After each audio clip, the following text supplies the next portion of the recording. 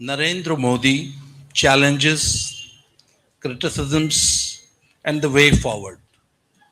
नरेंद्र मोदी जी के लिए क्या चैलेंजेस हैं, क्या क्रिटिसिज्म उनको झेलना पड़ रहा है और भविष्य के रास्ते कहाँ ले जा रहे हैं, इसमें मॉडरेटर की भूमिका में है।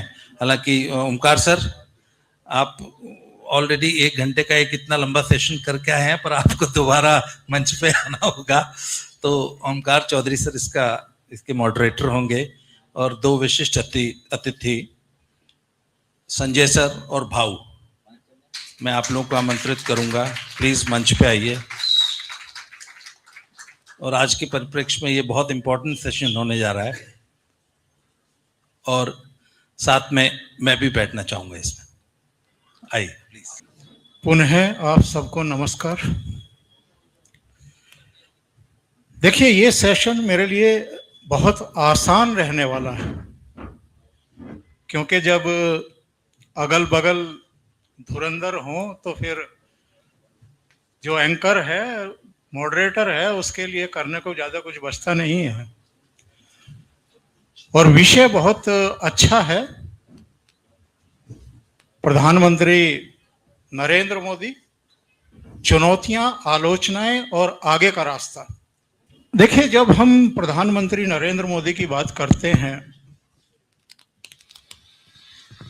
तो एज प्राइम मिनिस्टर उनका कार्यकाल 26 मई 2014 को शुरू हुआ, लेकिन वो एचडी देवगौड़ा नहीं थे, वो नरेंद्र मोदी थे, जो उससे पहले 13.5 साल तक गुजरात की सेवा कर चुके थे मुख्यमंत्री के तौर पर। गुजरात ही नहीं, पूरा देश, और मुझे लगता है कि आधी दुनिया भी तब तक उनके कामकाज से, उनकी मेधा से, उनके विजन से अवगत हो चुकी थी, परिचित हो चुकी थी। 2009 में भारतीय जनता पार्टी को भारत की जनता ने एक चपड़ लगाई थी। जब मैं 2009 की बात कर रहा हूं तो 2004 का जिक्र मुझे करना पड़ेगा, जब Atal Bihari Vajpayee as prime minister office से बाहर गए थे और एक यूपीए की मिलीजुली सरकार आई थी मनमोहन सिंह के नेतृत्व में। उस चुनाव में भारतीय जनता पार्टी को 138 सीटें मिली थी और कांग्रेस को केवल 145 सीटें मिली थी। 7 सीटों का अंतर था दोनों के बीच में। 2004 में जो सरकार बनी वो भी अल्पमत की ही सरकार थी, कहीं का ईंट कहीं का रोड़ा। और 2009 में 206 सीटें कांग्रेस की आई, लेकिन वो भी अल्पमत की सरकार थी, एक मजबूर सरकार थी। और 2014 आते आते मनमोहन सिंह की यूपीए 2 सरकार इतनी बदनाम हो चुकी थी, मुद्रास्फीति की दर 10 से ऊपर थी, महंगाई से लेकर के भ्रष्टाचार की नित नई खबरें आती थी, मंत्रालय आपस में ही भिड़े रहते थे, योजनाएं नीचे उतरती नहीं थी। और एक संभावना के तौर पर, और 2009 में जो आडवाणी जी के नेतृत्व में वो जो 138 सीटें थी 2004 की, वो घटकर के 116 आ गई थी बीजेपी की। तो बीजेपी के सामने एक मजबूरी थी कि कम से कम आडवाणी जी को, या जो पुराने चेहरे हैं, उन पर तो दांव नहीं ही लगाया जाना चाहिए, और जिनकी प्रशंसा होने लगी थी नरेंद्र मोदी, उनको लाया जाए। उनको लाया गया। उनका पहला कार्यकाल आपने देखा, दूसरा देखा, अब तीसरा देख रहे हैं। एज प्राइम मिनिस्टर उनके कार्यकाल में ठीक है, उनकी आलोचनाएं भी हुई हैं बहुत सारी चीजों को लेकर के। लोकतंत्र में आलोचनाओं का एक विशिष्ट स्थान है, रहना चाहिए। और जो देश की एक विकास यात्रा है इन 11 साढ़े 11 वर्षों में, वो देश के सामने, देशवासियों के सामने और दुनिया के सामने है। आज भारत की एक प्रतिष्ठा है, न केवल भारतीय पासपोर्ट की एक साख है दुनिया में, बल्कि 2014 से पहले जो सीधे मुंह हमसे बात नहीं करते थे, वो अब लपक करके आकर के हमसे हाथ मिलाने की कोशिश कर रहे हैं। तो एक बड़ा बदलाव है। इंफ्रास्ट्रक्चर के मोर्चे पर देख लीजिए या दूसरे परिवर्तन के मोर्चों पर आप उसको देखें। तो मैं सबसे पहले भाऊ के पास आऊंगा और भाऊ से जानना चाहूंगा कि नरेंद्र मोदी को समग्रता में, जब हम नरेंद्र मोदी के ऊपर ही बात कर रहे हैं, तो जो चुनौतियां हैं उन पर भी आएंगे, जो आलोचना हो रही है उन पर भी आएंगे, जो आगे का रास्ता है, जो लक्ष्य हो सकते हैं उन पर भी आएंगे। लेकिन समग्रता में अगर मैं कहूं कि आप नरेंद्र मोदी के कृतित्व, व्यक्तित्व, अप्रोच, सोच और विजन को लेकर के अगर कुछ कहना चाहें तो। नमस्कार। सबसे पहले तो मैं ये कहूँगा कि एक दुनिया का अजूबा है। मैं इसलिए अजूबा कहता हूँ कि पिछले 25 साल में एक बात उनके प्रशंसक हो या आलोचक हो, उनके समझ में नहीं आ रही। ये हम एक एजुकेशनल इंस्टीट्यूट में बैठे, यह ऐसा एक छात्र है जिसने किसी कॉलेज में, किसी इंस्टीट्यूट में, किसी स्कूल में एडमिशन नहीं लिया और वहाँ के सब बड़े बड़े ज्ञानी प्रोफेसर्स वगैरह है जो मूलतः वामपंथी होते, वो हर रोज इस छात्र को फेल करते। 24 साल हो गए और कैसे मोदी फालतू है, मोदी फेल है, ये इसको फेल नापास करते चले गए। लेकिन उन्होंने कभी सोचा नहीं कि ये स्टूडेंट हमारे स्कूल में, हमारे बोर्ड में आया कब परीक्षा देने, और रोज फेल करते। इसलिए मैं उसको अजूबा कहता हूँ। और इसलिए मोदी के सामने की चुनौतियां जब हम देखते हैं तो पहले एक देखना पड़ेगा कि ये खुद एक चुनौती है। मुझे याद है जब मोदी जी को प्रधानमंत्री पद का उम्मीदवार बनाया गया जुलाई 2013 में, तो कांग्रेस के एक बड़े बुद्धिजीवी नेता है जयराम रमेश, उनका टाइम्स ऑफ इंडिया में एक बड़ा लंबा इंटरव्यू आया था। उन्होंने एक बिल्कुल सच बात कही थी। मैं मानता हूं कि पूरे देश में शायद वो एक थे जिन्होंने उस वक्त सच्ची बात बोलने की हिम्मत की थी। वो मनमोहन सिंह सरकार में मंत्री थे। तो उन्होंने कहा था कि आजादी के आंदोलन के बाद कांग्रेस के सामने सबसे बड़ी चुनौती मोदी के रूप में आ रही है। ये अगस्त 2013 टाइम्स ऑफ इंडिया का इंटरव्यू है, आज भी शायद आप गूगल करें तो मिल जाएगा। मुझे याद है उस वक्त कांग्रेस के एक प्रवक्ता हुआ करते थे सत्यव्रत चतुर्वेदी। वो इतना गुस्सा हो गए थे कि इतनी ही प्रशंसा करनी है तो पार्टी छोड़ के बीजेपी में चले जाओ। आज यह अजूबा है कि राहुल गांधी के गाइड वही जयराम रमेश है। वो खुद क्या बोले थे वो आज भूल गए। तो मोदी के सामने आलोचक जो है, चुनौतियां जो है, ये इतनी गड़बड़ हुई है वो खुद नहीं समझ पा रहे। और मोदी जी, मैं देखता, मैं जितना उनका स्टडी कर रहा हूं कि मोदी खुद क्या है मोदी को पता है कि नहीं मालूम नहीं, लेकिन मैं मानता हूं कि मोदी जी दुनिया के सबसे बड़े डिसरप्टर है। आपको अगर कोर्स चेंज करना चाहिए, करना पड़ता है, तो इसलिए डिसरप्शन जरूरी होता है। और मोदी जी गुजरात से लेकर दिल्ली में आने के बाद अब वर्ल्ड ओवर जा रहे हैं, तो हर जगह आप देखेंगे कि वो डिसरप्ट कर रहे, बिखर रहे सबको। और जो राजनीति आगे का रास्ता आप देख रहे हैं वो वहां जा रही है कि पूरे दुनिया को भी गुजरात बनाने की कोशिश में लगे। और गुजरात का मतलब आप समझे, गुजरात का मतलब फेसलेस पॉलिटिक्स, आइडियाज का, प्रोग्राम का, एजेंडा का पॉलिटिक्स होना चाहिए, ना कि व्यक्ति का होना चाहिए। नीतीश हटेंगे तो क्या होगा, मोदी हटेंगे तो क्या होगा, वसुंधरा हटेगी तो क्या होगा। इससे पॉलिटिक्स को और दूर लेके जाने की कोशिश मोदी कर रहे हैं। मैं मानता हूं कि वो सबसे बड़ा चैलेंज मोदी के लिए भी है, हम सब के लिए। अगर ये हम समझ पाएंगे तो अगले 20-25 साल में इस देश की दिशा क्या होगी उसका आपको पता लगेगा। सिर्फ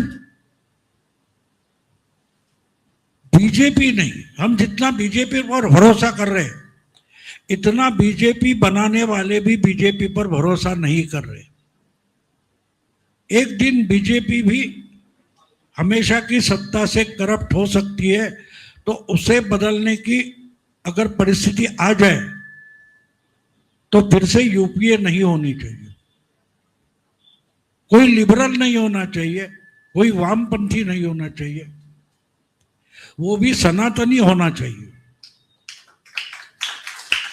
तो जो आज हम देख रहे हैं, मैं मानता हूं कि सनातनी और तनातनी इसमें संघर्ष चल रहा है, और इसमें दूसरी तरफ जो तनातनी है उसको भी सनातनी बनाने की कोशिश चल रही है। आपको याद होगा, मेरा ख्याल है इंडिया टुडे का कॉन्क्लेव था, तो अरुण पुरी जो उसके हेड है उन्होंने कहा था कि सरकार से कुछ खबरें नहीं मिलती है वो। तो और सुना है कि मोदी जी 29 की तैयारी में लग गए, 1.5 साल पहले की बात है। तो मोदी ने कहा बिल्कुल अजीब बात है कि मैं तो 47 की बात कर रहा हूँ, आप 29 में अटक गए। तो ये इंसान या अकेला मोदी नहीं, मोदी एक टीम है। देखो, हम धोनी देखते हैं, बाकी के 10 खिलाड़ी नहीं देखते।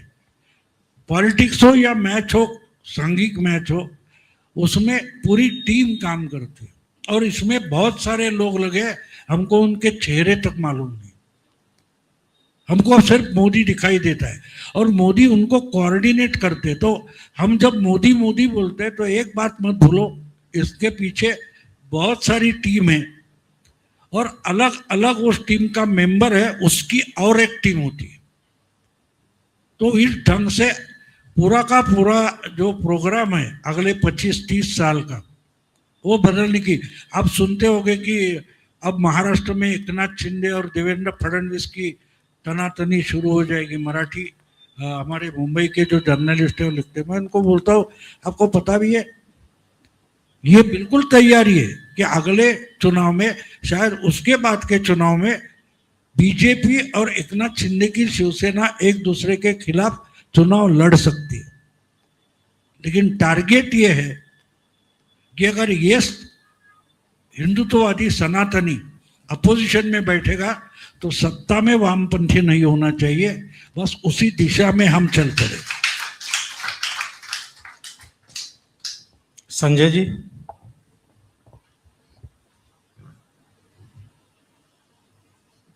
Same topic.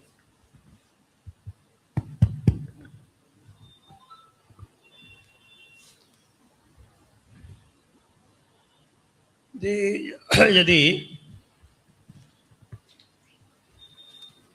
इसको हम 3 कालखंडों में विभाजित करें तो मेरे विचार से अधिक उचित रहेगा। पहला कालखंड नरेंद्र मोदी का 2014 से 2019 का,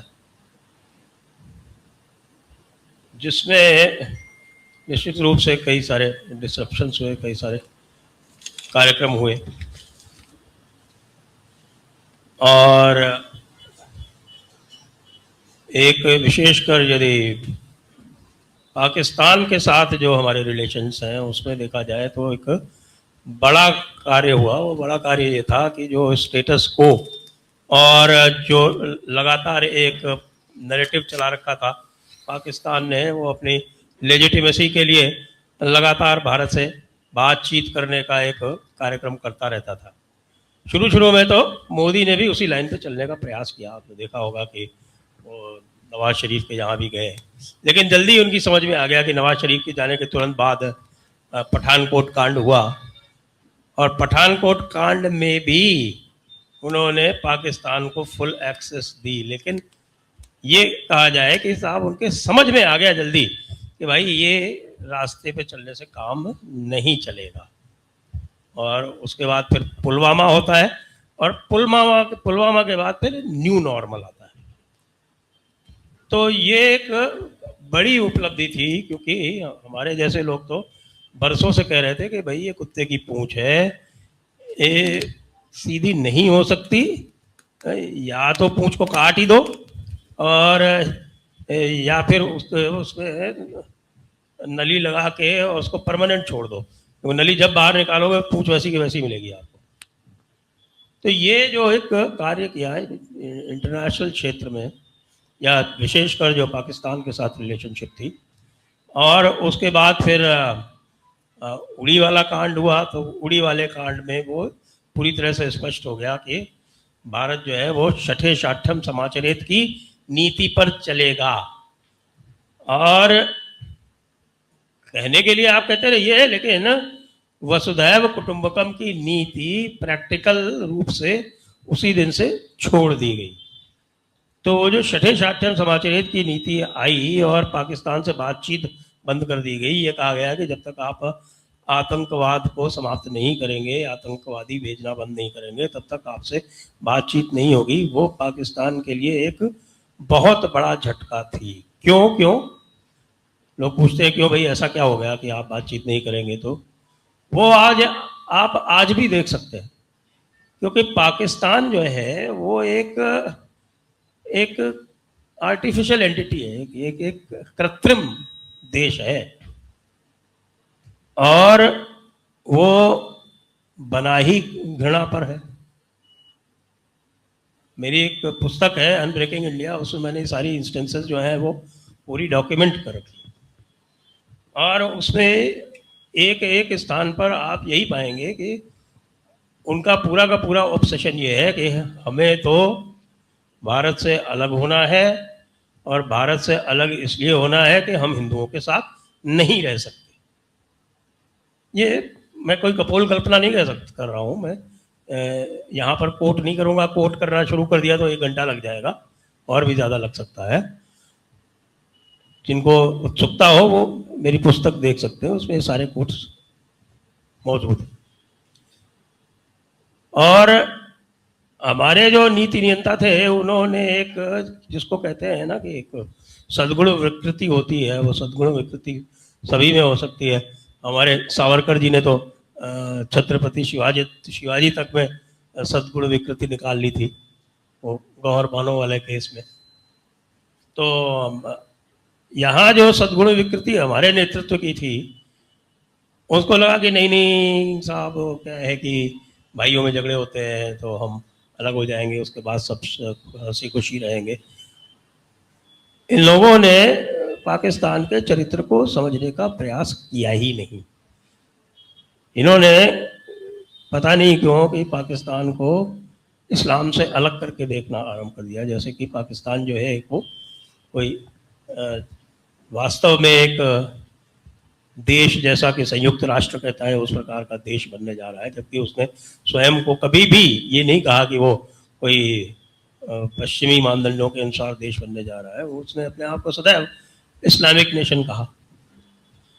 तो ये इस्लामिक नेशन कहने के बावजूद उसको सदैव एक लेजिटिमेसी चाहिए थी, क्योंकि उसको सदैव वो एक हीन भावना से ग्रस्त था।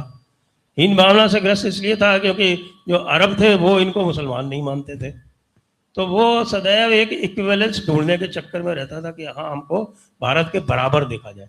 ये जो आइडिया है बराबरी का, आपको याद दिला दूं कि जिन्ना ने जब अलग देश मांगा था तो उसने कहा था कि भाई हम अलग कौम हैं, और न केवल हम अलग कौम हैं, हम बराबर की कौम है। that Muslims are an Muslims are a separate and equal nation. तो हम सेपरेटिज्म तो हमेशा देखते हैं, लेकिन ये जो इक्वल नेशन वाली बात है ये हमारे ध्यान में नहीं आती। वो जो इक्वल नेशन कॉम्प्लेक्स है या इक्वल नेशन सिंड्रोम है वो आज तक चला आ रहा है, और जब तक आप बातचीत करते रहेंगे वो नहीं टूटेगा। मोदी ने इसको समझा और ये जो एक जो नाल जो है वो चली आ रही थी जन्म से, उस नाल को काट दिया। ये एक बहुत बड़ी उपलब्धि थी, ये वैचारिक उपलब्धि भी थी, ये नैरेटिव का भी एक नैरेटिव की भी विजय थी। उसी के निरंतर में आपने आगे देखा कि उसी की निरंतरता में आपका बालाकोट वाला ऑपरेशन हुआ, और उसी की निरंतरता में ऑफ सिंदूर हुआ। ऑफ सिंदूर के बाद में बहुत सारी और भी चीजें हुई जो कि पाथ ब्रेकिंग है, जैसे कि इंडस वाटर ट्रीटी का सस्पेंशन। तो विशेष रूप से जो आपने पूछा, मैं कहूँगा कि नरेंद्र मोदी की यदि सर्वोत्तम उपलब्धियों की बात करें और डिसरप्शन की बात करें, जैसा कि बाबू ने कहा कि is a disruptor par excellence, तो मैं ये मानता हूं कि उनके जो बेस्ट डिसरप्शंस हैं वो सामरिक फील्ड में, यानी कि स्ट्रेटेजिक स्पेस में और इंटरनेशनल स्पेस में आए हैं। और अभी भी हम देख रहे हैं कि इंटरनेशनल ट्रेड रिलेशंस में वो बदस्तूर चल रहे हैं। जी, सब्जेक्ट के हिसाब से अगर आगे बढ़ें तो है नरेंद्र मोदी, चुनौतियां, आलोचनाएं और आगे का रास्ता। तो अब आते हैं चुनौतियों पर। तो बाबा जी, राजनीतिक चुनौतियां तो दिखाई नहीं दे रही नरेंद्र मोदी के सामने किसी तरह की।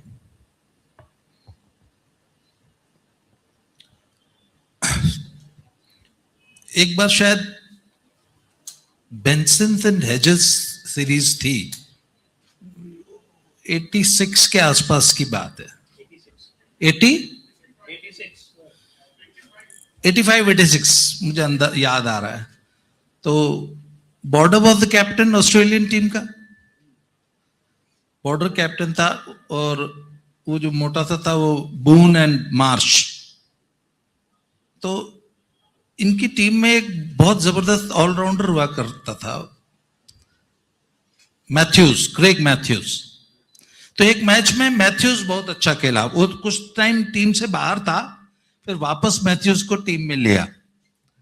मैथ्यूज ने बड़े अच्छे रन बनाए, तो पत्रकारों ने पूछा कि मैथ्यूज तो बहुत अच्छा खेला, तो बोला but Mathews was selected as a bowler in the team, he made runs but he was selected as a bowler, मतलब he was not happy with the performance of the bowler।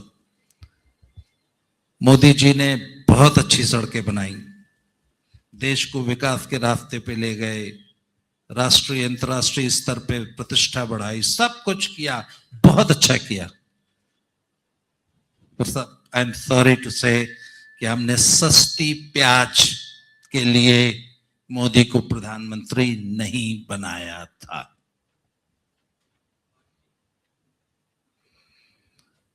जो चुनौतियां मोदी के सामने आज से 15 साल पहले थी, वही चुनौतियां देश के सामने आज भी खड़ी हैं। मोदी ने इंफ्रास्ट्रक्चर पे बहुत अच्छा काम किया, फॉरेन पॉलिसी पे बहुत अच्छा काम किया, इकोनॉमी पे बहुत अच्छा काम किया। ये सारी चीजें बहुत जरूरी है देश को आगे ले जाने के लिए, परंतु देश में जो कैंसर पल रहे थे वो जस के तस आज भी हैं और बढ़ रहे हैं। उनके लिए क्या काम हुआ है? वो मुझे गालिब का वो शेर बहुत पसंद है कि रगों में दौड़ते फिरने के हम नहीं कायल, जब आंख ही से न टपका तो फिर लहू क्या है। पहले हमारे सामने सिर्फ एक ही चुनौती थी, इस्लामिक आतंकवाद, इस्लामिक उनका जो एजेंडा था। अब एक नया हमने और भस्मासुर पैदा कर दिया है, अम्बेडकरिज्म। पहले हम एक इस्लामिक एजेंडे से ही परेशान थे, अब अम्बेडकरिज्म एक नया आ गया है जो पहले वाले से भी ज्यादा खतरनाक तरीके से बढ़ रहा है। जुडिशरी आज भी उतना ही निराश करती है जितना आज से 10 साल पहले या 15 साल पहले करती थी। आज भी गरीब आदमी को न्याय नहीं मिलता। न्याय की तो आप कल्पना ही नहीं कर सकते, गरीब आदमी न्याय की कल्पना नहीं। लोअर लेवल पे भ्रष्टाचार पहले से 2-4 गुना बढ़ा होगा, कम नहीं लोअर लेवल पे। हायर लेवल पे भ्रष्टाचार निश्चित रूप से कम हुआ है, पर लोअर लेवल पे भ्रष्टाचार को टैकल करने में, कंट्रोल करने में मोदी हैज फेल्ड मिजरेबली। और इसके अलावा बहुत सी चुनौतियां, पर ये जो दो मैं इस समय सबसे ताजा देख रहा हूं, इस्लामिक आतंकवाद और इस्लामिक जो उनका जो इंपीरियलिज्म या जो भी आप टर्म उसके लिए कहना चाहते हैं, वो तो था ही। जो अंबेडकरिज्म है, ये भारत के लिए एक बड़ा खतरा है, नया खतरा है। और जिस तरीके से राहुल गांधी जैसे एलिमेंट्स, डीप स्टेट के एजेंट्स भारत में नंगा नाच कर रहे हैं, और अब तक मोदी ने जानबूझ के इन्हें इग्नोर किया है, बल्कि बढ़ावा दिया है, बढ़ने दिया है। मैं आपको एक छोटा सा एग्जांपल बताता हूं। जिस दिन इन्होंने 26 जनवरी पे लाल किले पे हमला किया, सो कॉल्ड खालिस्तानी किसान आंदोलन ने, उस दिन में सिंघू बॉर्डर पे मौजूद था, चुपचाप दूर से खड़ा होकर तमाशा देख रहा था। सारा दिन इनका तांडव हुआ, और शाम को फिर पता नहीं अचानक क्या हुआ, ये ट्रैक्टर भर भर के वापस जाने लगे पंजाब की ओर। और आप यकीन नहीं मानेंगे, मैं वहीं उसी जगह पे 2 दिन रहा, और 1.5 दिन के अंदर पूरा सिंघू बॉर्डर खाली हो गया था। ये ट्रैक्टरों में भर भर के, ट्रॉलियां ले लेके अपनी चले गए, पंजाब चले गए वापस। और फिर आश्चर्यजनक रूप से तीसरे दिन फिर वापस आने लग गए, और जिस स्पीड से गए थे उसी स्पीड से बिना किसी स्पीड ब्रेकर के वापस आए। तो मुझे लगा कि ये तो चले गए थे, इनको अब कौन बुला लाया। वो पहेली आज भी मैं सुलझा नहीं पाया हूं कि वो कौन सी ताकतें थी जो इन्हें वापस ये तो चले गए थे, इनको वापस बुला के लाई। वो कौन सी ताकतें थी, इसका जवाब आपको देश को देना होगा। और फिर आपने, हम समझा नहीं पाए, मेरी तपस्या में कोई कमी रह गई और 3 कृषि कानून वापस लिए। वो कौन लोग थे जो इनको वापस बुला के लेके आए? ये तो खाली करके चले गए थे। इसका जवाब आपको देश को देना होगा।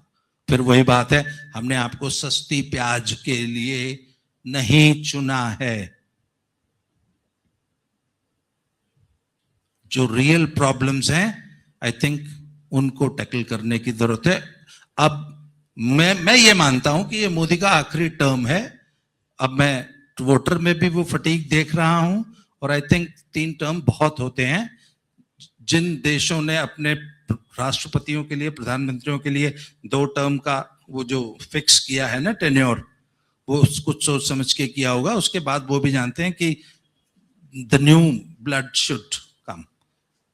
तो ये मोदी के पास अंतिम 3 साल हैं परफॉर्म करने के लिए, नहीं तो वो इतिहास में गुम हो जाएंगे। और आदमी को रिटायरमेंट हमेशा अपने पीक पे लेनी चाहिए। अभी हमारा एक जस्सा पट्टी पहलवान है, उसने भी कुश्ती से रिटायरमेंट ली है एकदम पीक पे, सबसे तगड़ी कुश्ती जीती और बोला रिटायर। गावस्कर ने भी ऐसे रिटायरमेंट ली थी। कपिल देव की तरह और धोनी की तरह नहीं लेनी चाहिए retirement. Now I think it's time to retire. आखिरी 3 साल हैं, परफॉर्म कीजिए, नहीं तो इतिहास आपको भुला देगा। जी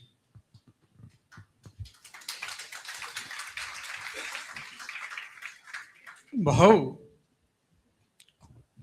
अंग्रेज इतने लंबे समय तक हमारे ऊपर राज कैसे कर गए? कहा जाता है कि बांटो और राज करो। 2024 के लोकसभा चुनाव से पहले संविधान बदल दिया जाएगा, आरक्षण छीन लिया जाएगा। देश के भीतर भी बैठी हुई ताकतों ने और देश के बाहर बैठी हुई ताकतों ने भी नरेंद्र मोदी की छवि को खराब करने की पूरी कोशिश की। डैमेज करने की कोशिश की थी। और वो ताकतें और हमारे, मैं कहूंगा कि बड़े नादान, बड़े भोले सनातनियों को बांटने में कामयाब हो गए। और उसका नतीजा, जो भारतीय जनता पार्टी 2014 में इंडिपेंडेंटली 282 सीट ले आई, 2029 में 303 सीटें ले आई, वो 240 पर अटक करके रह गई। क्योंकि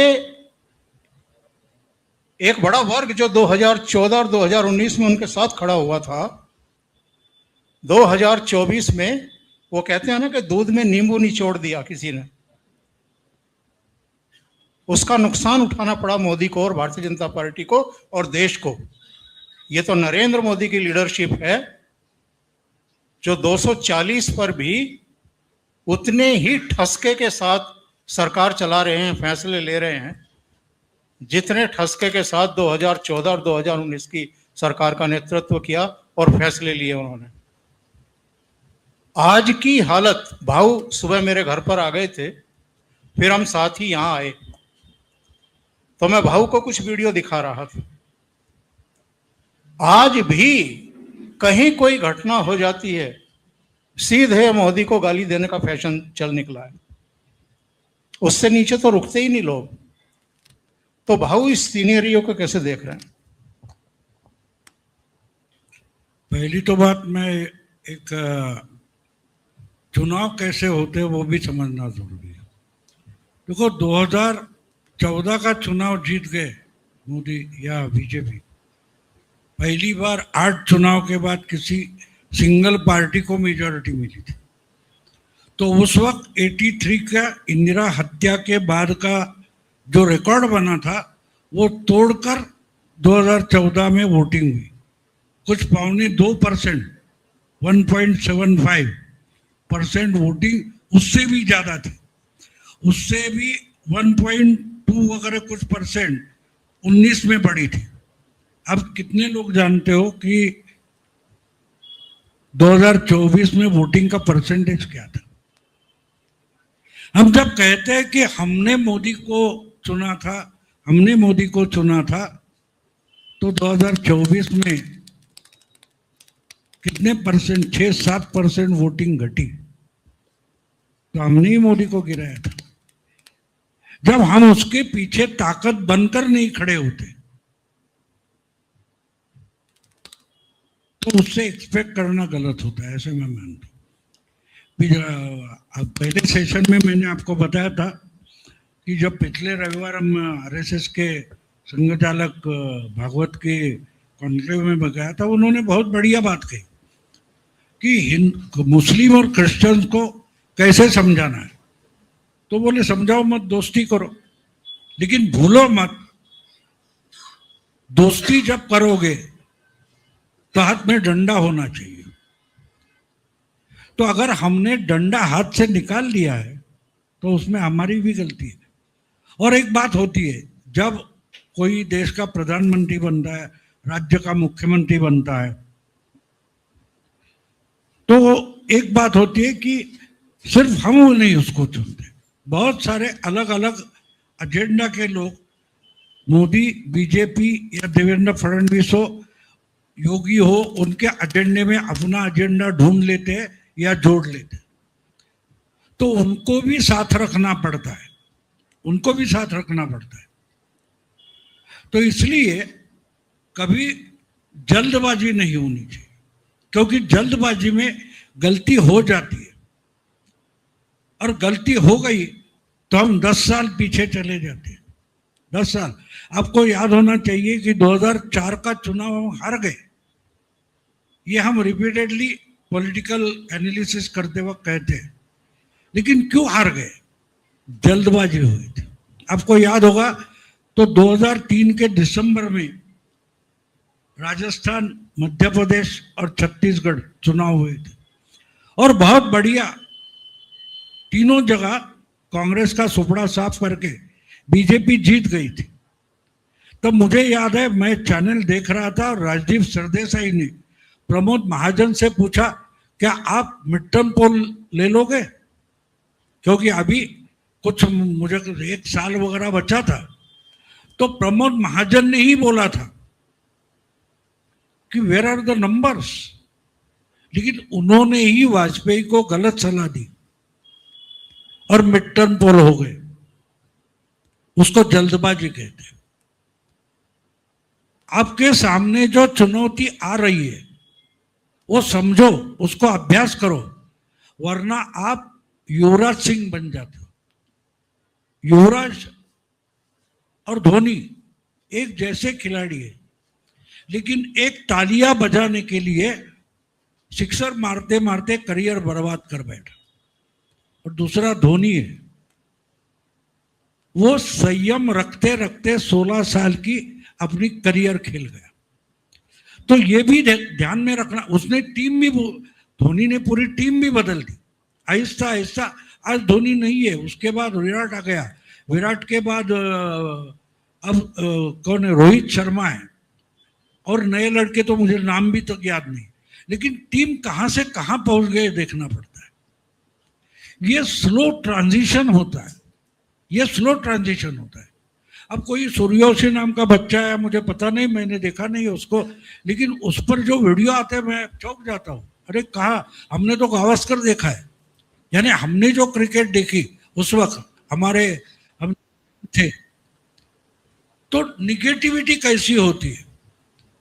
अगर समझो सामने वेस्ट इंडीज या ऑस्ट्रेलिया है, उन्होंने 350 रन बना लिए, बाद में हमारी बैटिंग है, तो पहला भी बॉल डाला नहीं गया हमारी बैटिंग के लिए, तो हेडलाइनें क्या होती थी मालूम है?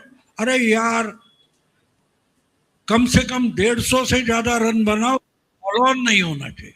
निगेटिविटी यहां से शुरू होती है। अभी पहला बॉल डाला नहीं गया है, हमको गारंटी है हमारी टीम तो 150 नहीं करेगी, हेडलाइनें होती थी।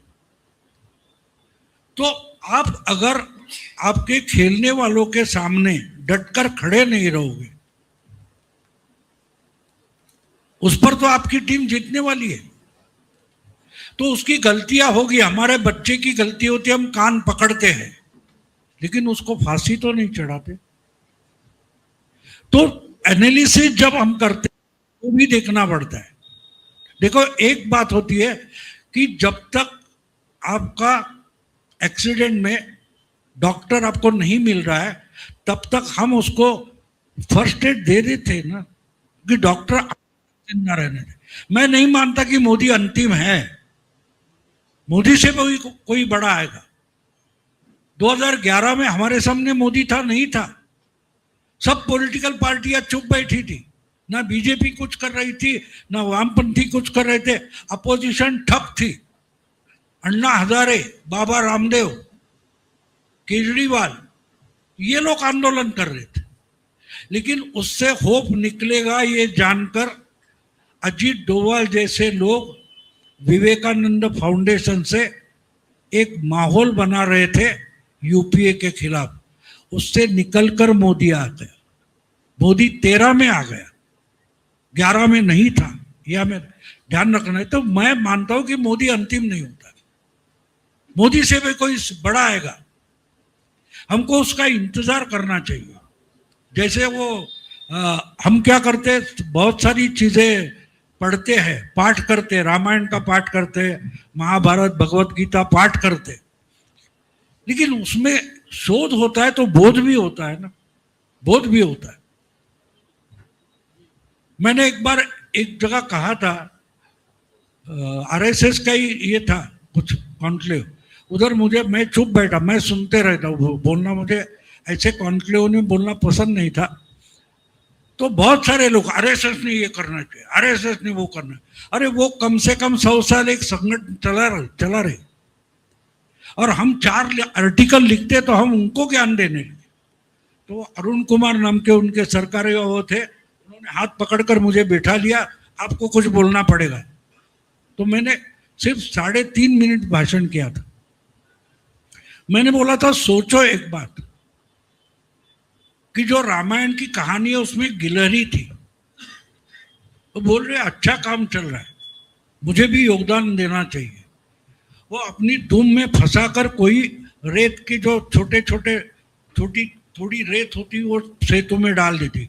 लेकिन सोचो सोचो, अगर वो गिलहरी हनुमान को, राम को, लक्ष्मण को, सुग्रीव को सेतु कैसा बनाना है वो समझाने लगती तो सेतु बनता। सोचो आप, अगर सेतु नहीं बनता तो रामायण होता, लंका दहन होता। तो हर चीज का एक समय आना जरूरी होता है, प्रासंगिकता होती है। एक बात है कि 2014 के बाद एक बात बड़ी हो गई, हमारे देश में लाखों के लाखों सिक्योरिटी एक्सपर्ट बन गए, एविएशन एक्सपर्ट बन गए, इकोनॉमिक एक्सपर्ट बन गए। मैं चकित होता हूँ सुनकर। अब ये अजीत दादा का एक्सीडेंट हो गया, हमारे मराठी में तो मानो एविएशन एक्सपर्ट की बारिश शुरू है। ये क्यों? एक तो बोलता है कि वो खिड़की से कूदना चाहते थे। अब हवाई जहाज के खिड़की से अब तो इसलिए कहने का मतलब ये है कि देखो, एक एक चीज जो होती है ना, करने वाला जो होता है उसके पास जो जानकारी है वो हमारे पास नहीं है। मेरा लॉजिक बहुत स्ट्रांग है, मैं कई बार थोड़ा ज़्यादा बोल जाता हूँ, इसलिए आजकल बोलता हूँ इससे ज़्यादा नहीं बोलूँगा, बार बार बोलता हूँ। इसका कारण यही है, संजय दीक्षित जी के साथ एक पॉडकास्ट कर रहा था तो चिकन नेक का मामला उठ गया, तो बोलते बोलते थोड़ा उत्तेजित होकर मैं बोल गया कि वो तो गेंडा नेक बन गया।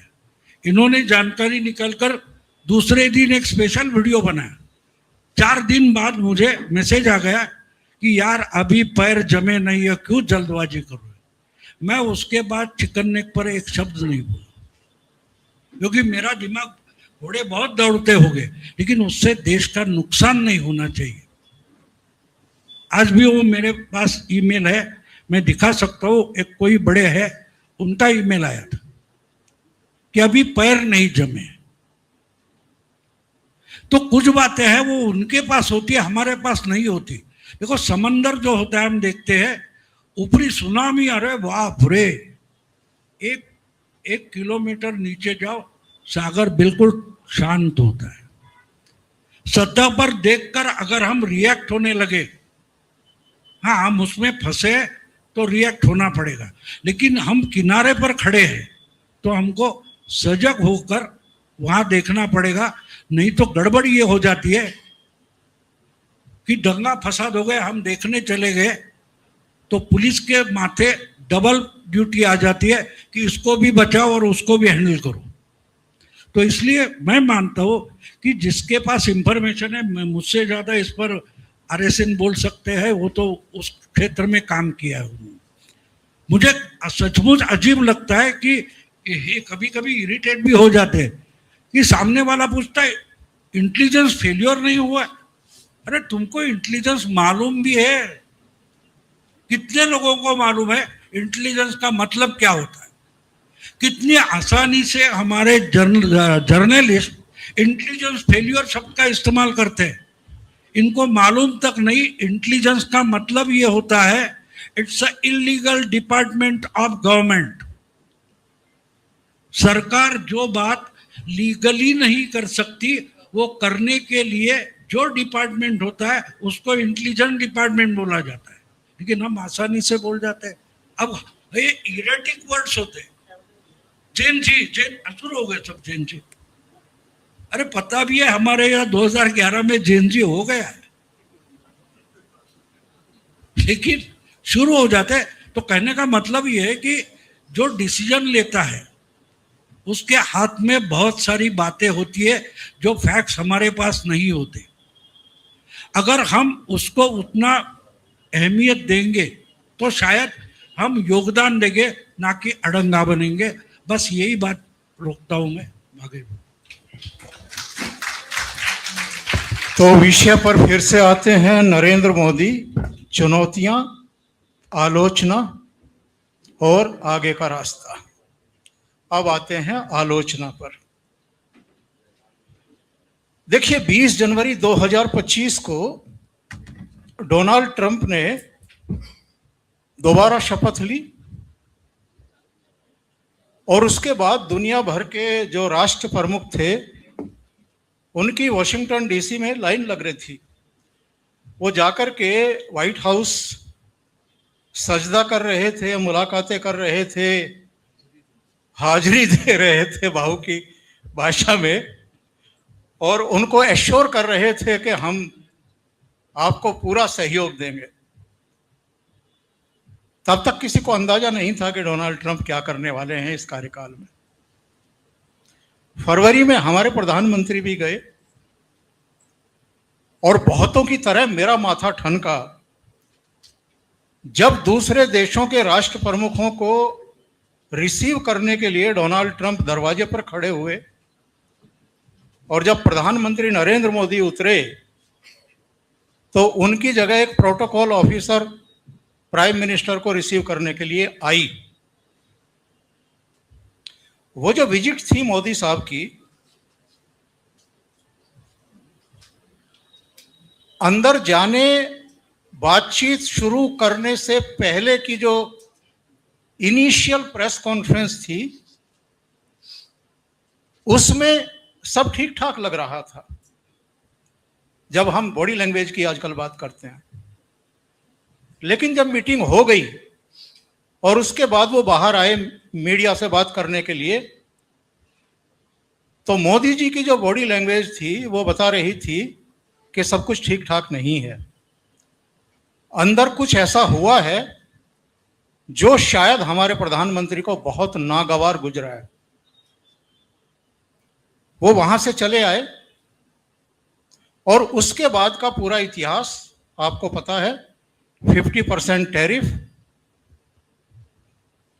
डेड इकोनॉमी, आसिम मुनीर को व्हाइट हाउस में बुला करके उनका सम्मान करना, उनके प्रधानमंत्री को भी बुलाना,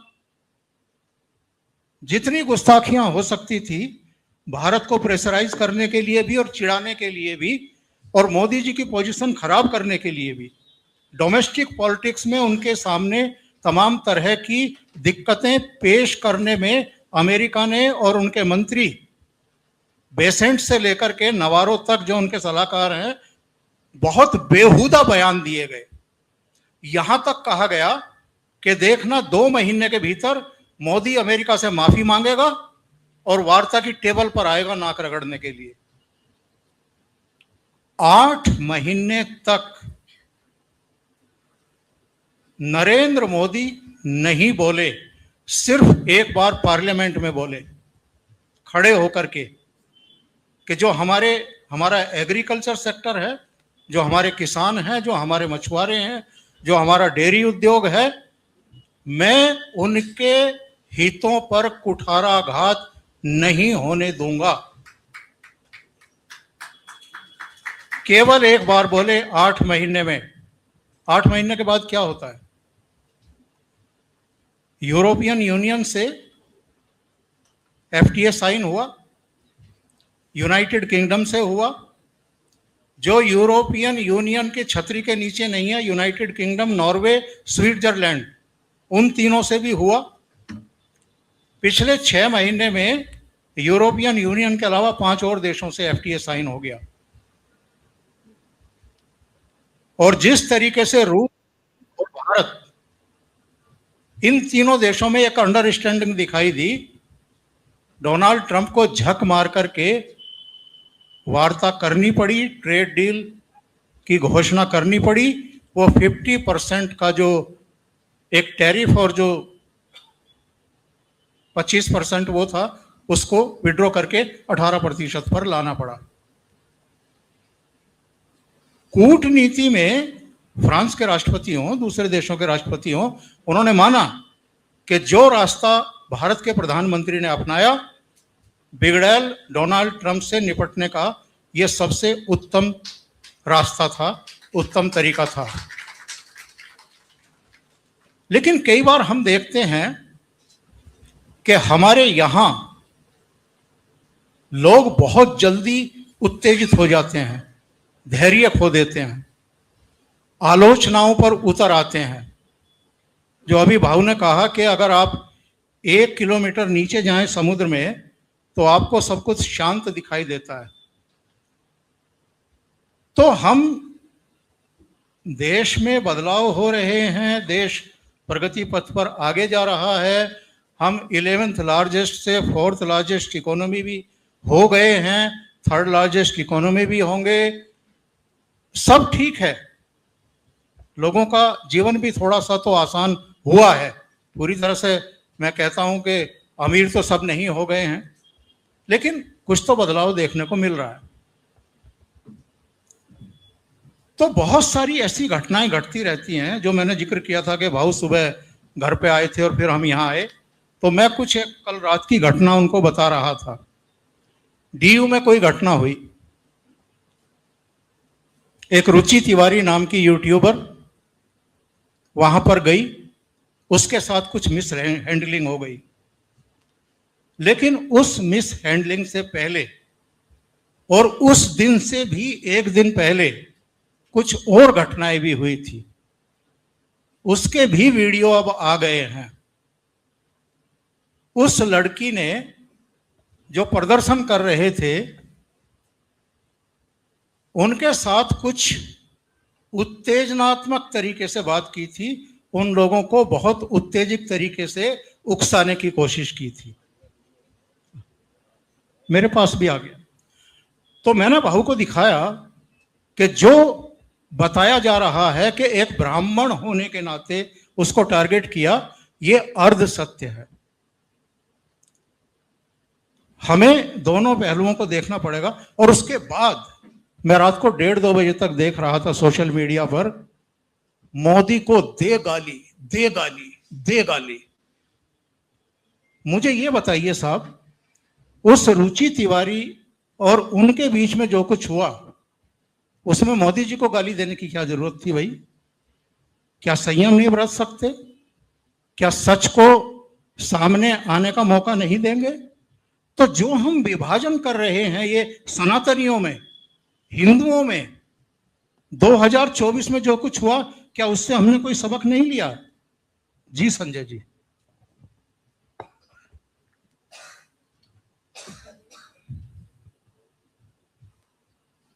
जी, आलोचनाएं तो होंगी।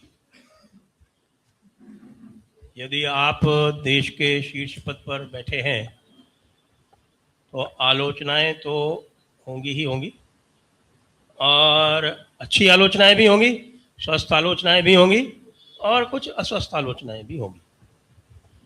तो जो भी शीर्ष पद पर बैठा है उसको इसके लिए सदैव तत्पर रहना चाहिए। क्योंकि जिसको कहते हैं ना, आज मैं निशिकांत दुबे का एक ट्वीट देख रहा था कि साहब के मोदी सवालों से ऊपर। तो भाई मैं तो इस चीज को नहीं मान सकता कि मोदी सवालों से ऊपर। इस देश की सनातन परंपरा जिसकी हम बात करते हैं, तब तो मोहम्मद साहब हो जाएंगे, फिर तो आलोचना भी नहीं करनी चाहिए। तो हमारे देश की परंपरा में भगवान भी सवालों से ऊपर नहीं है। तो ये जो अभी वर्तमान परिस्थिति आ रही है ना, इसमें जिन लोगों ने विशेष तौर से हम ये जो कह रहे हैं ओंकार जी कि हमें संयम रखना चाहिए, लेकिन इस संयम के तोड़ने वालों के श्रृंखला में जो मोदी जी ने या उनके जो अन्य सहयोगी हैं, उन्होंने जो सेनाएं जो बनाई हैं ना, उनका बहुत बड़ा योगदान है, बहुत बड़ा योगदान है। उनको आप किसी भी नाम से पुकार लीजिए कि जिस प्रकार से आलोचना करने वालों के ऊपर उन्होंने प्रहार किए, उसकी जो प्रतिक्रिया हुई है वो बहुत भयंकर है। आज की स्थिति ये है कि मोदी जी ट्वीट करते हैं, उनके हर दूसरे तीसरे ट्वीट पे कम्युनिटी नोट आ जाता है। ये स्थिति कभी नहीं थी। ये प्रत्यक्षम किम प्रमाणम, प्रत्यक्ष देख लें।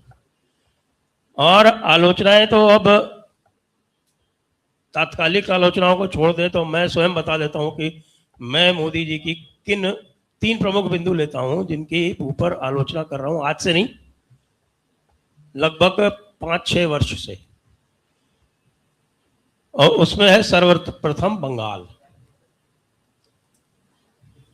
जिस प्रकार से बंगाल में अपने ही कार्यकर्ताओं को बेसहारा छोड़ा, एक शब्द उनके मिजाज पुरसी में नहीं कहा, वो एक अनोखी घटना है। आप ममता दीदी को बधाई दे सकते हैं, लेकिन आपके जो कार्यकर्ता मारे जा रहे हैं ममता दीदी के गुंडों द्वारा, उनके लिए आप एक शब्द नहीं कहते हैं।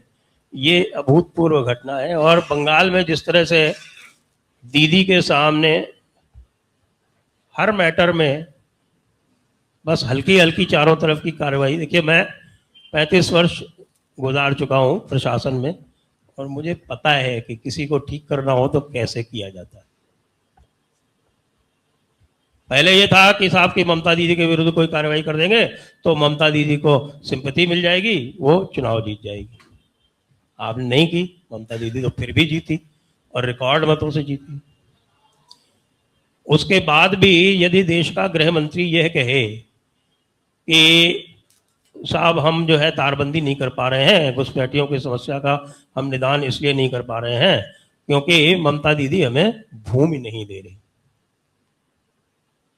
अब ये इतनी हास्यास्पद बात है, विशेषकर मेरे जैसे व्यक्ति के लिए, जो मैं संविधान भी जानता हूँ, सेंटर स्टेट रिलेशंस भी जानता हूँ, सेंटर स्टेट को क्या क्या बाइंडिंग डायरेक्टिव दे सकता है वो भी जानता हूँ, सारी चीज़ स्वयं हमने होते देखी है, जब आवश्यकता पड़ी है तो की है। ऐसे में सुनकर ये हास्यास्पद लगता है। तो ये जो है एक बिल्कुल ही अनएक्सप्लेन्ड एक ऐसा बिंदु है कि भारत की अस्मिता पर प्रहार हो रहे हैं, घुसपैठिए आपकी डेमोग्राफी बदले दे रहे हैं, सारी आपकी जो पॉलिसीज़ हैं, जो विशेषकर बंगाल से बांग्लादेश से लगती हुई सीमा पर उनकी ऐसी तैसी हो रही है, और आप कह रहे हैं हम कुछ नहीं कह सकते। कम से कम नहीं तो मेरे ख्याल से 200 बार तो मैंने लिखा होगा कि भाई संविधान में एक आर्टिकल 256 है, एक आर्टिकल 257 है, उसके बाद वो लीड करता है 365 को, और ये सब 356 के पहले की चीजें हैं। आप इनमें से कोई एक तो करके देखिए।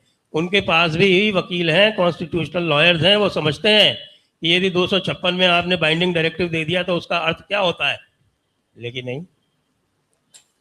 और ये बात तो इनके पश्चिम बंगाल के 2021 की जब बात है, जब मारपीट हो रही थी, तो फोन पे मैंने उनको बताई थी। उन्होंने कहा नहीं आपकी बात तो सही है, मैं ऊपर बात करता हूं। उत्तर नहीं आया, उत्तर नहीं आया। इसी तरह से कश्मीर की बात ले लेते हैं। कश्मीर में एक अभूतपूर्व कार्य हुआ, 370 का अवसान हुआ। 370 के अवसान के बाद मैं तो इतना उत्साहित था कि मैंने तो पूरी पुस्तक लिख डाली, वही जो मैं आपको बता रहा था, अनब्रेकिंग इंडिया। लेकिन जो 370 के बाद की अपेक्षाएं थी वो धीरे धीरे धीरे धीरे धीरे धीरे गुम होती हुई, और वही पुराना जो दोवल डॉक्ट्रिन था, वही दोवल डॉक्ट्रिन आपने धुरंधर में सुना होगा, वही दोवल डॉक्ट्रिन वो वापस आ गया। तो वही सत्ता उन्हीं सेपरेटिस्ट के या हाफ सेपरेटिस्ट के हाथ में देनी थी, तो वो 370 क्यों लाए? लद्दाख को आपने अलग कर दिया। जम्मू वालों ने क्या गुनाह किया भाई? नहीं नहीं नहीं नहीं, जम्मू और कश्मीर को अलग नहीं कर सकते। तो भाई लद्दाख कैसे अलग हो गया? जो लोग वहाँ पे जम्मू को अलग करने की बात करते हैं, वो कहते हैं कि भैया जम्मू को कॉलोनी बना रखा है। अभी तक का, आज का तो अभी पता नहीं मुझको, लेकिन कम से कम, क्योंकि कश्मीर में 3 दिन शिवरात्रि होती, और उनकी जो मुख्य शिवरात्रि थी वो कल थी, आज भी है, कल भी होगी। तो 3 दिन शिवरात्रि होती है। उमर अब्दुल्ला से वहाँ की जो 40% जनता है, क्योंकि वो जम्मू के ऊपर भी राज करते हैं, जम्मू उनका उपनिवेश है, उनकी कॉलोनी है, वहाँ वो शिवरात्रि की शुभकामना नहीं दे पाए। लेकिन 13 जुलाई को दीवार फांद के और चढ़ गए थे मस्जिद में, देखा था ना आपने? तो ये जो है, ये कश्मीर की जो 370 को जो उन्होंने किया, उसको लॉजिकल कंक्लूजन तक ना ले जा पाना, मैं इसका आज से नहीं, ये भाई 2019 में 370 हटा था तो 3-4 साल का तो ग्रेस पीरियड होता ही है, लेकिन लगातार मैं 2023 से जब से मैंने देखा वहां पे कि साहब वो दुल्लत डॉक्ट्रिन जो है वो वापस लागू हो गया है, तब से मैं आलोचक हूं। और एक और जो इस समय देखने में आ रही है ना, ये जो है अपीजमेंट का एक्सट्रीम, एक होता है कि साहब की आप किसी की बात को आप मान लें, संवेदनशील है, एक संवेदनशीलता होती है, और दूसरा होता है एक्सट्रीम अपीजमेंट, तुष्टीकरण। कल तुष्टीकरण के बारे में मोदी जी ने एक ट्वीट किया और उसके नीचे तुरंत कम्युनिटी नोट लग गया, और उस कम्युनिटी नोट लगने के बाद में हंगामा मच गया पूरे बीजेपी इकोसिस्टम में, और पूरी ताकत लगा के वो कम्युनिटी नोट हटवाया गया। फिर 2-3 ट्वीट है उसके बाद में, फिर और कोई ट्वीट आया, फिर लग गया। अब हर तीसरे ट्वीट पे कम्युनिटी नोट लग रहा है प्रधानमंत्री के, कोई अच्छी बात थोड़ी है। लेकिन सिर्फ ये कहते रहना कि भाई आप संयम रखो, तो भाई संयम की भी एक सीमा होती है। तो संवेदनशील सरकार है, हम ये मानते रहे हैं, पहले भी हम मानते रहे हैं, और मैं तो कई बार कहा है, स्वयं मेरे ख्याल से सैकड़ों बार कहा होगा कि भाई बीजेपी में अच्छी बात ये है, और कि भाई ये जो है, ये जो आलोचना होती है उसके ये कॉग्निजेंस लेते हैं, संज्ञान लेते हैं। आरएसएस के बारे में भी कहा है कि आरएसएस में जब वो हमारे मोहन भागवत जी सेम डीएनए बहुत ज़्यादा कर रहे थे, तो उसका मैंने भरपूर प्रतिकार किया। तो संघ के एक बड़े अधिकारी, राष्ट्रीय स्तर के अधिकारी, वो स्वयं मेरे घर पर आए, घर पर आके मेरे से वार्तालाप किया। उन्होंने कहा कि हाँ, मैं इस बात को वहाँ संज्ञान में लाऊंगा, ज़्यादा ही हो रहा है, इसको हम ठीक करेंगे। और उन्होंने ठीक किया भी। ये अलग बात है कि पिछले 2-3 महीने से फिर वही चालू हो गया। तो ये जो बात है ना कि बिलीव इन मोदी, तो साहब सनातन धर्म में श्रद्धा होती है, बिलीफ नहीं होती। और श्रद्धा का जो रास्ता है वो संशय से होके जाता है। मिथ्या, संशय, श्रद्धा, फिर विश्वास, और विश्वास सत्य है। भवानी शंकरो वंदे शुद्धा विश्वास रूपिणो, याभ्याम विना न पश्यन्ति सिद्धा स्वान्तः स्तमीश्वरम। नमः शिवाय। समय ओवर हो रहा है, लेकिन एक बहुत महत्वपूर्ण बात तो रही गई और उस पर आना बहुत जरूरी है। संयम केवल इसके लिए नहीं कि आप आलोचना कर रहे हैं तो संयम बरतिए। आलोचना करने का पूरा अधिकार है, हम भी करते हैं, सबको करनी चाहिए। बात है गाली गलौज की। मैं बताता हूं, प्रोग्राम में आने से पहले मुझे 3 दिन ये सोचने में लग गया कि मैं इस कार्यक्रम में आऊं या नहीं आऊं, क्योंकि बाबा रामदास जी के वीडियो सोशल मीडिया पर तैर रहे हैं। बाद में मैंने इनको मैसेज किया, वो वीडियो भी भेजा और इनसे पूछा कि मोदी जी के बारे में आपने जो ये कहा है, हिजड़पन शब्द का यूज किया था मोदी जी के लिए, हिजड़ा बताया था उनको। तो इन्होंने कहा कि ये तबके हैं जब वो 13 महीने का किसान आंदोलन चल रहा था, और उस समय चूंकि बहुत सारे राष्ट्रवादी फ्रस्ट्रेटेड हो गए थे, तो इस तरह की चीजें हो गई। चलिए ठीक है, लेकिन अगर हम राष्ट्रवादी हैं, अगर हम सनातनी हैं और एक बड़े कोज के लिए हम काम कर रहे हैं, तो भाई पूरी दुनिया का इतिहास उठा करके देख लीजिए। जब एक लीडर के प्रति इस तरह की जबान का यूज हम करना शुरू कर देते हैं, तो समझ लीजिए कि इंतहा हो गई है। 8 महीने मोदी जी अमेरिका वाले प्रकरण पर चुप रहे, नतीजा सुखद निकला।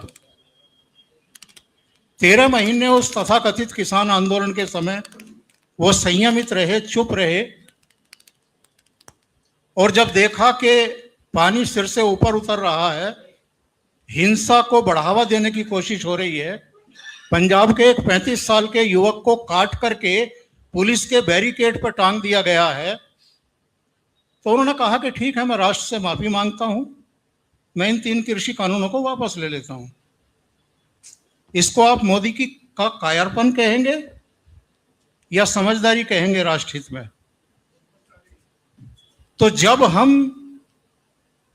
लीडरशिप की, जिसको हम बनाने का दावा करते हैं बार बार कि हमने मोदी जी को बना दिया, हमने मोदी जी को वोट दिया, तो उस लीडरशिप का सम्मान भी हमें करना आना चाहिए। और आखिरी स्टेटमेंट बाबा रामदास जी का ही। देखिए साहब, वहां पे बालाकोट में और उड़ी में जब सर्जिकल स्ट्राइक होती है तो वाह भाई मोदी जी को मिलती है। वहाँ एक बहुत लंबा ब्रिज बनता है तो वाह भाई मोदी जी को मिलती है। ऑपरेशन सिंदूर होता है तो वाह भाई मोदी जी को मिलती है। तो आलोचना भी मोदी जी को ही सहनी पड़ेगी, नंबर 1। नंबर 2, जो 3 कृषि कानून वापस लिए थे वो खालिस्तानियों के सामने बहुत ही, मतलब मैं वो शब्द इस्तेमाल नहीं करना चाहता, वो घुटने टेक सरेंडर था। और हम लोगों ने पंजाब में वो दंश झेला है, आज भी झेल रहे हैं। और वो जो 3 कृषि कानून वापस लेके जो खालिस्तानियों के सामने जो सरेंडर हुआ था, उसके बाद पंजाब की जो हालत हुई है वो हम आज भी झेल रहे हैं। और हमने वो पर्सनल ट्रेजेडी के रूप में झेला है, नंबर 1। और आज पंजाब में हिंदुओं की क्या हालत है? 2 महीने तक सरेआम भैया भगाओ पंजाब बचाओ आंदोलन चला। आप बताइए केंद्र में किसी एक व्यक्ति ने संज्ञान तक लिया हो? मैंने अपने सभी यूट्यूबर मित्रों को संदेश भेज के वो वीडियोस भेजी, कह के वीडियोस बनवाई। और तुर्रा ये था कि चलो आ रहे हैं बिहार तो वोट ही देंगे। बिहार से मार के भगा दिए गए, पंजाब से मार के बिहारी भगा दिए गए। केंद्र सरकार के मुंह से चू नहीं निकली। आलोचना नहीं करेंगे तो क्या करेंगे? आलोचना करिए, गाली मत दीजिए। 1 मिनट सर, मैं 1 मिनट। भाग मच्छंदर गोरख आया, हम उस परंपरा के लोग हैं। गोरखनाथ ने मच्छंदर को दौड़ा लिया था सर, हम उस परंपरा के लोग हैं।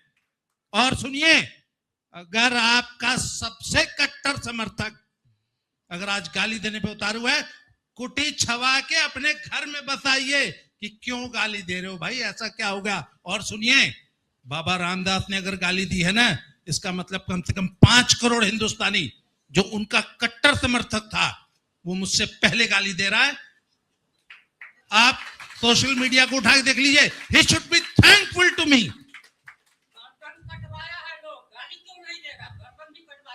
1 मिनट सर, 1 मिनट रुकिए।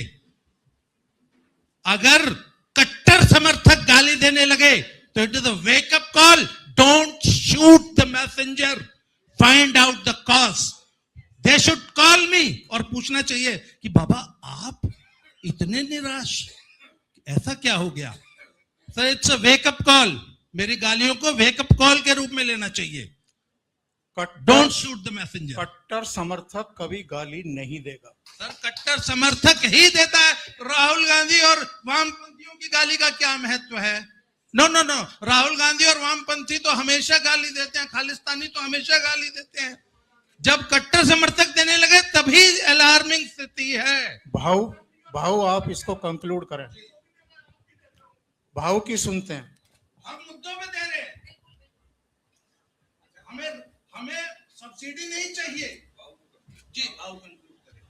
मैं आपने जो मुद्दा उठाया उस पर ज़्यादा जानकारी मेरे पास भी है। वो समर्थन, वो जो खालिस्तानियों के घुटने टेके आप बोल रहे, वो उस समय की बहुत बड़ी डेंजरस एक सिचुएशन थी। मैं मानता हूँ कि आरएसएन समझ रहे, यहाँ कोई और ना समझे, लेकिन आरएसएन समझ रहे कि वो क्यों वापस लेना पड़ा, क्योंकि वो सिर्फ किसान आंदोलन तक का मामला नहीं था, वो आर्मी में भी कुछ गड़बड़ शुरू हो गई थी और वो नहीं होने देना था। तो इसलिए मैं बार बार एक बात रिपीट कर रहा हूँ कि हम जब सामने जो चीजें होती है उस पर रिएक्ट होते, हमें सब जानकारी नहीं होती। तो जानकारी जिनके पास होती है उनको वो खुलेआम बोल भी नहीं सकते, बोलते सहा भी न जाए चुप रहा भी न जाए। वो जो है वो मैं मजाक करके गाना करके नहीं बोल रहा, वो जो होते हैं वो संवेदनशील जगह पर बैठे और उनको डिसीजन लेना है इस देश का क्या होगा।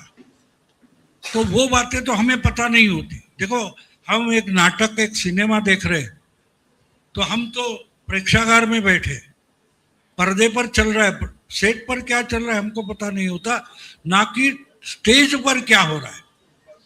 तो इसलिए कुछ बातें होती है, जो कहानी होती है उसमें हम बहुत बार प्रेक्षक होते हैं, तो हमको प्रेक्षक ही रहना चाहिए। और हाँ, वो जो होता है वहाँ गाली सिट्टियाँ बजाई जाती है, गाली दी जाती है, डांस किया जाता है, लेकिन क्या हम वो है? हम अगर समाज के मार्गदर्शक हुआ करते हैं, यूट्यूबर्स हो, जर्नलिस्ट हो, एक्टिविस्ट हो, हम समाज के किसी तबके का एक लीडरशिप कर रहे हैं, तो हमको वो जिम्मेदारी से बर्ताव करना चाहिए। ऐसे मैं मानता हूँ कि हमारा आंदोलन जो है वो एक घटना से निगड़ित नहीं होता, इसका एक लंबा प्रभाव होता है। तो उस पर भी ध्यान रखना पड़ता है कि आज हम कुछ कर रहे हैं, तो एक फल का झाड़ होता है, वो हमारा दादा लगाता है, पोता खाता है, तो वो भी ध्यान में रखना पड़ता है। ये बहुत सारी चीजें हमने नहीं की है। मुझे याद है जिस दिन 16 मई 2014 के चुनाव के नतीजे आ गए, मोदी दिल्ली में आ गए थे, तो उनका एक सेंटेंस मेरे लिए हमेशा ध्यान में रहा है कि ये जीत मेरी नहीं है, जो जीत कर आए उनकी नहीं है, जिन्होंने इस चुनाव के लिए काम किया उनकी भी जीत नहीं है, 4 पीढ़ियां इसमें खप गई है, ये जीत उनकी है। तो हमें ये नहीं भूलना चाहिए कि हम अगले पीढ़ियों के लिए क्या बचा कर रखेंगे, ये भी सब देखना पड़ता है। देखो, पेशवा लड़ रहे थे पानीपत में, पेशवा पानीपत में लड़ रहे थे, अगर होलकर और सिंधिया वहां से निकलकर नहीं आते तो शायद अगला इतिहास बदल जाता।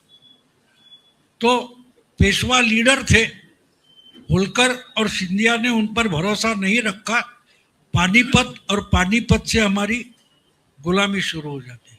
तो इतिहास से हमको वो बोध लेना बिल्कुल जरूरी होता है। और बहुत सारी ऐसी क्रिटिकल सिचुएशन होती है, क्रिटिकल इंफॉर्मेशन होती है, वो हमारे पास नहीं होती है, तो कम से कम हम थोड़ा संयम रखकर अगली घटना होने तक थोड़ा हमको संयम रखना चाहिए। अगर हम आपस में लड़ पड़े तो सामने वालों को वही चाहिए। देखो, ओवैसी की जीत के लिए दूसरा कोई फुरफुरा शरीफ वाला उसको गाली नहीं दे रहा है कि तू मेरे वोट तोड़ रहा है। सामने जिनके साथ हमको लड़ना है, मायावती, अगर आपने अम्बेडकर का बात की तो मायावती आजाद को गाली नहीं देती। तो एक बात समझने की कोशिश करो, हम अगर एकजुट हो रहे हैं तो एकजुट में बाधा ना हो, इसके लिए प्रयास करना पड़ेगा। छुटपुट छोटी, देखो अजमल कसाब भी मरने के लिए आया था, हमारा तुकाराम ओमड़े भी मरने के लिए आगे बढ़ा, लेकिन फर्क ये है कि एक लोगों की जान बचाने के लिए मौत की जबड़े में चला गया, दूसरा मरने के लिए ही आया था। ये जो तरतम भाव है वो अगर हम समझे तो हम अच्छा विमर्श कर सकते हैं, एनालिसिस कर सकते हैं, आम जनता को समझा सकते हैं। हमारी कोशिश वो होती है, अगर दूसरा इससे भी तगड़ा अच्छा सनातनी नेता मिल जाए तो निकालो मोदी को, कोई बात नहीं, लेकिन तब तक जो कुछ हाथ में है वो गंवाना नहीं। इसलिए मैंने कहा कि आरएसएस के उस कॉन्क्लेव में जो संदिग्ध शब्दों में भागवत जी ने कहा, मैं बहुत मानता हूं कि समझाने की कोशिश मत करो, उनसे दोस्ती करो क्रिश्चियन मुस्लिम, लेकिन हाथ में डंडा होना चाहिए। तो डंडा हाथ से निकल न जाए, यहां तक संयम रखो। आप सबका बहुत धन्यवाद। संजय दीक्षित जी आपका भी धन्यवाद, भाऊ आपका भी धन्यवाद, और बाबा जी बहुत बहुत धन्यवाद हमें ये मंच उपलब्ध कराने के लिए। Thank you so much. हम आपस में झगड़ते रहेंगे, कोई बात नहीं, लेकिन खाएंगे एक थाली में, ये बात।